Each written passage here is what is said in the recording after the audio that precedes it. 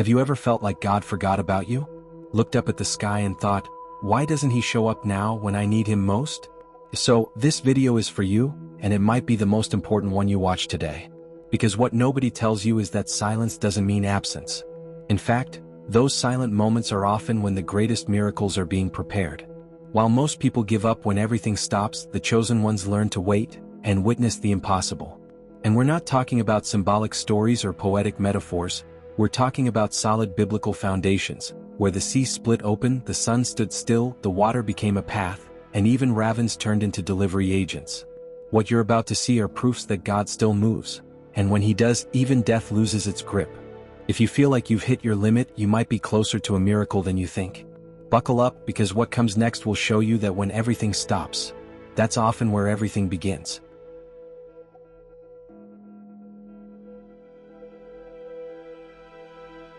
Nobody expected the sea to split open.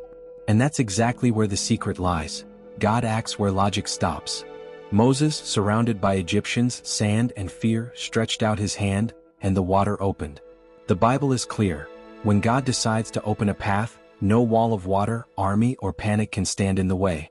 The sun stops for those who trust. And sometimes all you need is to trust the way Moses did.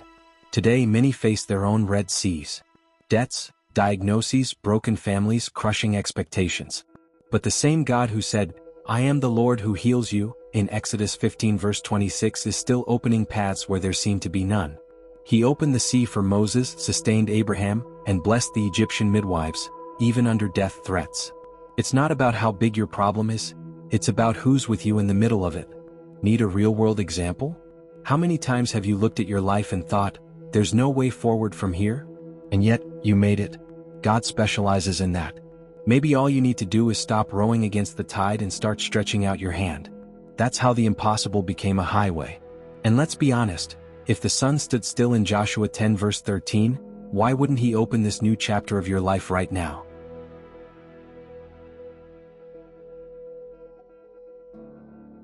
Imagine depending on ravens to survive.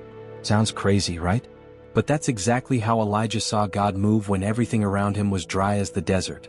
God didn't send bakery bread or human-sourced water. He sent ravens. Because when God wants to sustain you, he'll use even the unexpected. He did it for Elijah, for Abraham's wife, for the Egyptians, and he can do it for you too. Today your raven might be an unexpected call, a sudden payment, or an idea you didn't even know you had. When God decides to open doors, he doesn't check the weather or wait for a solar eclipse. He moves whatever he needs to move to show you he's in control. And if he once opened the sea for Moses, he can just as easily command the skies to deliver. Ever felt like giving up because the bread hasn't come? That's usually when his faithfulness shows up. Sometimes, God lets the water run low just to prove you're not dependent on the system, but on the source. Remember Samson? His strength returned after his greatest failure. For Elijah, the ravens came after the silence. And for you, who knows what he's about to send?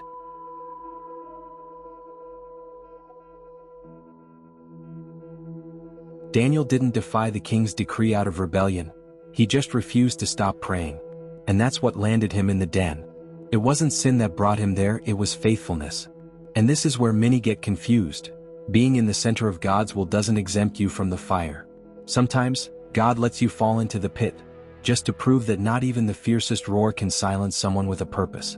The lions were there, hungry, ready, but their mouths were shut. Why? Because the same God who opened the sea for Moses and made the sun stand still over Jerusalem also shuts the mouths of beasts that seem untamable. He's still the same, protecting Daniel, sustaining Abraham's wife, sparing Egyptian midwives under pressure. When he acts, even predators become protectors. Ever felt surrounded, pressured like everything around you has teeth? Maybe today your den is called debt, sickness, rejection, anxiety, but the Bible shows us that God's silence isn't absence, it's strategy. And here's more, even the water of affliction can turn into a testimony. You know what's fascinating? Daniel didn't leave the den limping, he walked out untouched. Because when God shows up, even the Egyptians take notice. And the story doesn't end there.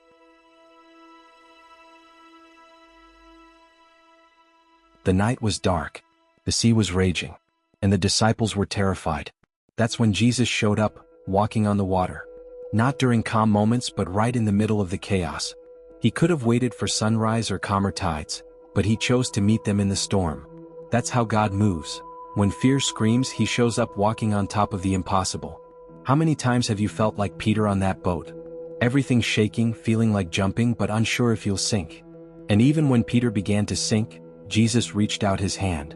It wasn't about walking perfectly, it was about not taking your eyes off him. The same God who fed Elijah with ravens, opened the sea for Moses, gave Samson strength, protected Daniel, now walks across water to calm hearts. Today maybe your sea is named anxiety, or doubt, or that silence echoing inside your chest. But remember, if the sun stopped for Joshua, if the Egyptian midwives were spared by faith, if Abraham was sustained into old age, then you're not adrift. Sometimes what feels like drowning is the setup for God to show he's bigger than the waves. And when he steps in, even death listens.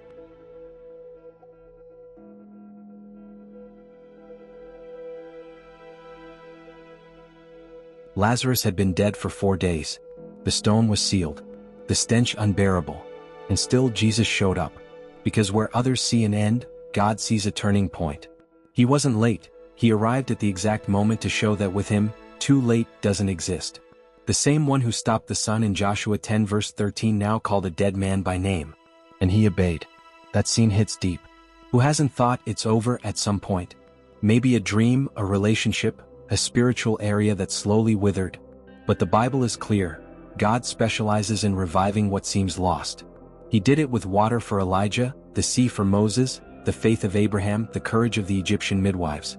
Time doesn't intimidate him, he governs it. Maybe today you're standing in front of an emotional tomb, waiting for a miracle that feels overdue. But remember, Lazarus only came out after the wait. That moment when everything stops, might be the very second heaven starts to move. If God used ravens to feed Elijah and gave Samson strength even in failure, who's to say he can't pull you out of this too? And believe me, there's more coming.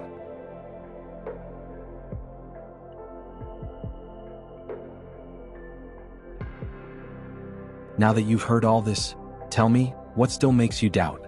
If God split the sea, sent ravens, shut the mouths of lions, walked on water, and raised the dead, what can't he do in your life?